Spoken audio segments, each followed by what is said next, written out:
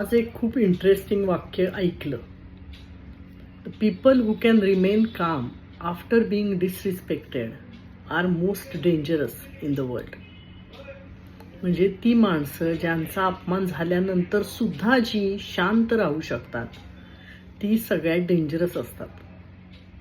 आता डेंजरस म्हणजे त्यांना धोकादायक म्हणायचं आहे का? तसं नसेल. डेंजरस म्हणजे ज्यांची मनःशांती ढळत नाही असे, स्वतःच्या मताशी ठाम असणारे, ज्यांना स्वतःची खरी किंमत माहीत आहे असे, जे इतरांनी केलेल्या अपमानामुळे अजिबात विचलित होत नाहीत. मग अशी माणसं साहजिकच डेंजरस असतात, कारण ती आपल्याला पाहिजे तशी रिॲक्ट करत नाहीत, आपल्याला पाहिजे तेव्हा रिॲक्ट करत नाहीत. अपमानानंतर सुद्धा शांत बसू शकतात. ही मोठी ताकदच नाही का? अहंकारावर विजय मिळवलेले लोक. पतंजली सूत्रामध्ये सुद्धा असं एक वाक्य आहे की ज्यांनी अस्मिता जिंकली तो माणूस सर्वश्रेष्ठ आहे. अस्मिता म्हणजे अहंभाव.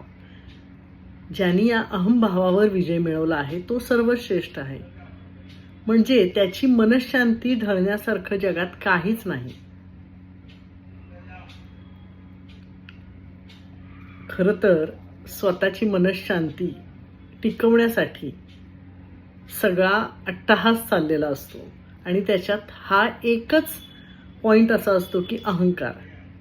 दुसऱ्यांनी आपल्याला दिलेली वागणूक, दुसऱ्यांनी आपल्याबद्दल बोललेले शब्द, या गोष्टींमुळे आपण डिस्टर्ब होतो आणि मग त्यातच आपली सगळी एनर्जी वाया जाते त्या विचारांमध्ये.